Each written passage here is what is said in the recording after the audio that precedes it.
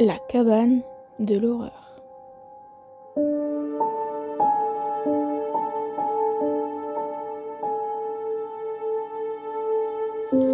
Un podcast présenté par Valentine. J'espère que cet épisode vous plaira.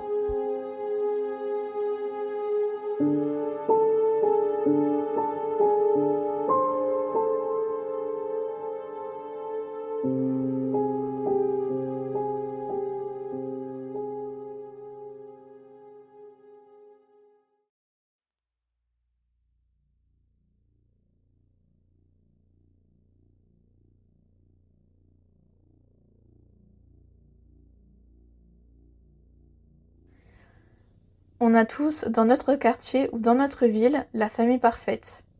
Ceux que tu vois à chaque rassemblement pour une cause particulière, ceux que tu vois toujours avec le sourire au visage, ceux qui sont toujours prêts à aider les autres.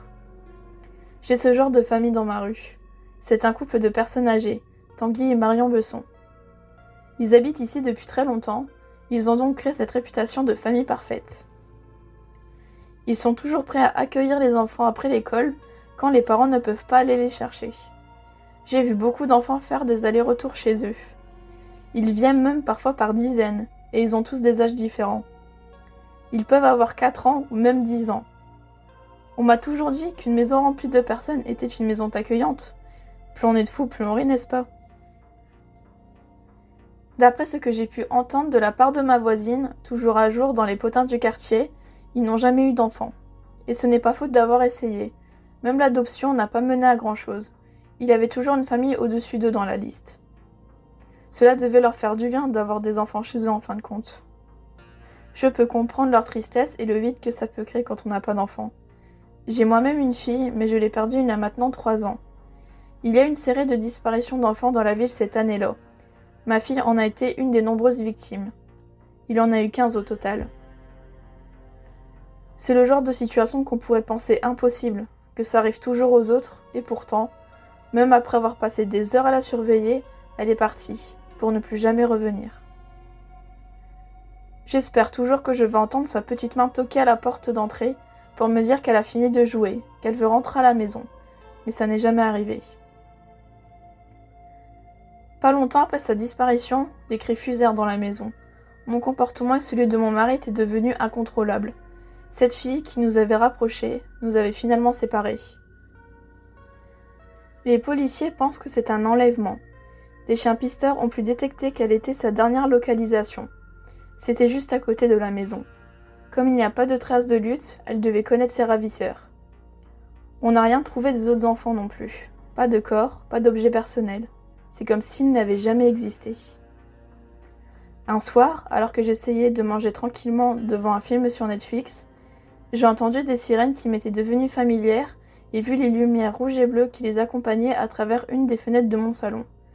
Attisée par la curiosité, j'ai donc quitté mon canapé confortable pour regarder à travers ma fenêtre qui donne sur la rue entière.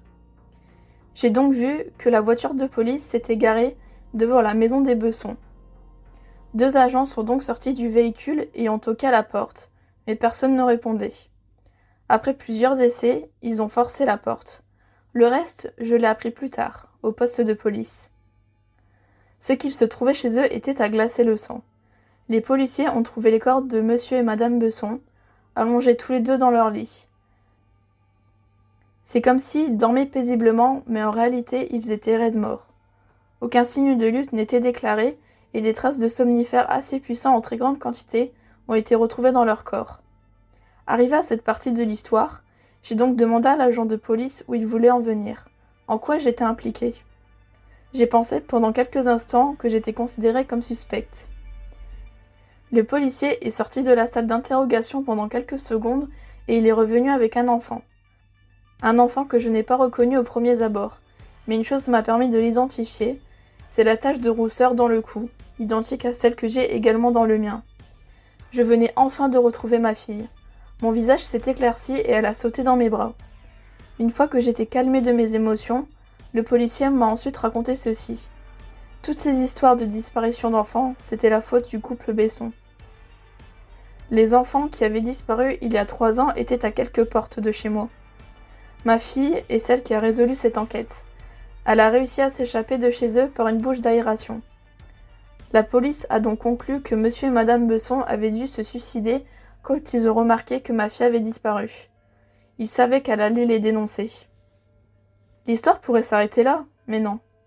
Un autre agent de police est revenu plus tard chez les Besson pour voir s'il pouvait récupérer d'autres pièces à conviction. Il est donc revenu dans le sous-sol où les enfants étaient enfermés. Il a découvert une nouvelle porte qui était cachée derrière une armoire. Quand il a ouvert, il a découvert un énorme congélateur. Il pensait peut-être retrouver des traces d'autres enfants disparus, mais ce n'est pas ce qu'il a retrouvé. Il a trouvé 2 corps, mais pas d'enfants. 2 adultes, 2 personnes âgées identiques à Tanguy et Marion, qui étaient en fin de compte les vrais monsieur et madame Besson.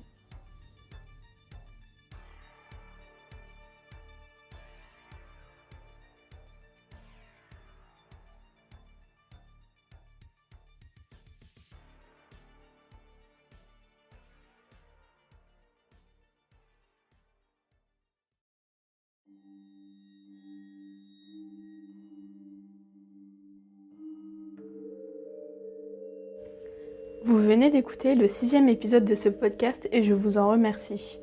Vous pouvez me donner votre avis sur Podcast Addict ou Spotify, me faire un don sur mon profil Ko-fi, me rejoindre sur mon Instagram ou me contacter par mail. Les informations seront dans la barre de description de l'épisode. Sur ce, j'espère que votre courage ne s'est pas envolé et qu'aucun esprit n'est pris place chez vous. À bientôt.